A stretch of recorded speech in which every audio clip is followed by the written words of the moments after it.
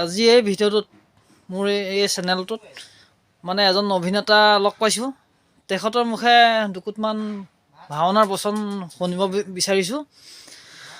প্ৰথমতে চিনাকিটো কৰাই লওঁ, তাৰপিছত আমি বচনখিনি শুনিম। এজন মানে এতিয়া নতুনকৈ শিকি আছে, ভাওনা অভিনয় বৰ সুন্দৰকৈ কৰে। তাকে এজনে এতিয়া কিহৰ বচন কয় আমি সুধিব বিচাৰিছোঁ, আৰু মানে বচনখিনি আমি সুন্দৰকৈ শুনিব বিচাৰিছোঁ। অভিনেতা, এই ভাওনাৰ অভিনেতা, আৰু এজনে এতিয়া কিহৰ বচন ক'ব। আপুনি কিহৰ এতিয়া বচন ক'ব আপুনি? এতিয়া মই আপোনাক বিপ্ৰদামোদৰ আখ্যানৰ দণ্ডবক্ৰ বচনটো আপোনাক গাই শুনাম। আৰু তাৰপিছত মানে কি হ'ল, আপোনালোক মানে কি হ'ল, যিটো বচন মই আপোনাক ডাইৰেক্ট কৈ শুনাম, কিন্তু মই এতিয়া লোকৰ পৰা শিকি আছোঁ বৰ্তমান, আৰু অভিনয় কৰি আছোঁ।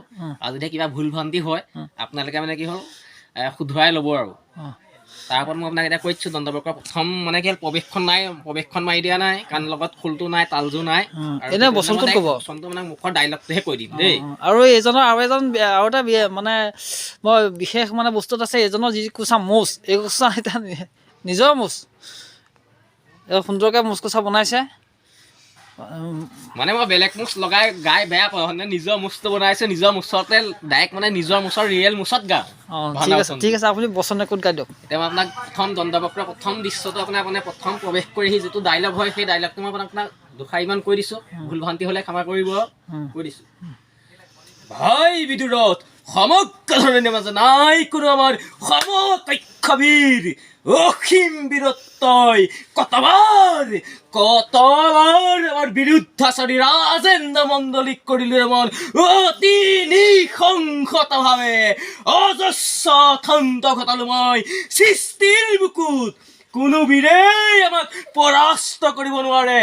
আমাৰ ভয়ত পৃথিৱীবাসীসকল হয় স্তম্ভিত সুৰাসুৰবাসী, আৰু আমাৰ এই প্ৰতিদ্বন্দ্বী নৃপতিসকলে আখ্যা দিয়ে কালৰূপী গৃহৰূপী।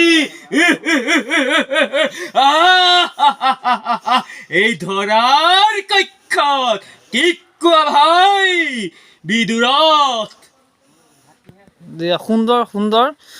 সুন্দৰকৈ মানে বচন ক'ত ক'লে।